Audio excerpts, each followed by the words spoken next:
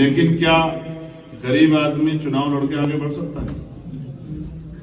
सरकार कहती है कि इलेक्शन कमीशन कहता है कि उसने एक पैमाना तय किया कि इतने पैसे आप खर्च कर सकते हैं। इसका मतलब इतने पैसे खर्च होते हैं, जिसकी लगभग वो 30 लाख से ऊपर की उन्होंने एक सीमा तय की, यानी कि जिसके अकाउंट में 30 लाख रुपए होंगे वो चुनाव लड़ सकता है। मैं गारंटी से कहता हूं इस प्रदेश के 90% लोगों के अकाउंट में 30 लाख रुपए नहीं। क्या वो 90% लोग गरीब, किसान, मजदूर, खेतीहार लोग, ऑटो चलाने वाले, रिक्शा चलाने वाले, छोटे काम करने वाले, क्या उनके अंदर बदलाव करने की क्षमता नहीं है? लेकिन इस लोकतंत्र को पैसे से इसको केंद्रित करके अपने अधीन किया गया।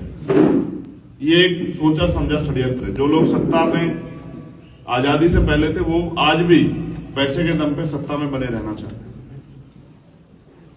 तो हालात ये है कि उत्तर प्रदेश की सरकार ने 8 लाख करोड़ से ज्यादा का कर्ज लिया है। इवन एक छोटे से बच्चे जिसकी आबादी की गणना हो रही है उसके ऊपर भी 31,000 रुपए का कर्ज है। और ये कर्ज आपने नहीं लिया, आपने तो टैक्स दिया है। अब तो टैक्स देते आ रहे, मेहनत मजदूरी कर रहे हैं, पैसा कमा रहे, टैक्स दे रहे हैं।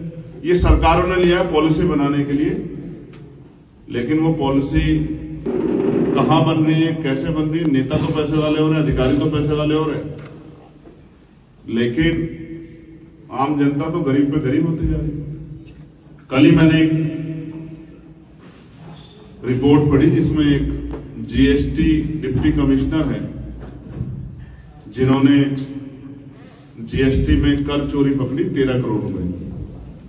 अब इन्हीं अधिकारियों के भरोसे तो सिस्टम है कि भाई कोई घोटाला नहीं करेगा, अपराध नहीं करेगा, लेकिन होना ये चाहिए था कि उस पर एफआईआर लिखी जाती, जिसने कर चोरी किया उसको जेल भेजा जाता, उससे रिकवरी की जाती, लेकिन हुआ उल्टा।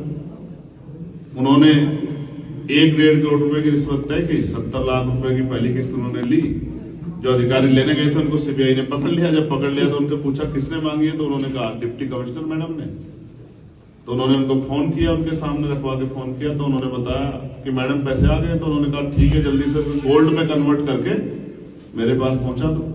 तो जिन अधिकारियों के ऊपर जिम्मेदारी है कि वो करप्शन को रोकेंगे, लोगों की मदद करेंगे, जिन नेताओं के ऊपर जिम्मेदारी है कि वो पॉलिसी बना के लोगों का भला करेंगे, ये जब दोनों ही तंत्र और इन पर निगरानी करने वाली न्यायपालिका और लोकतंत्र का चौथा स्तंभ जिसको मीडिया कहते हैं, जब ये चारों एक तरह की बात करेंगे, एक विचार की बात करेंगे, दूसरे प्रोटेक्ट करेंगे, तो ये जनता के खिलाफ तानाशाही को जन्म देंगे। आज भारत में वही हुआ।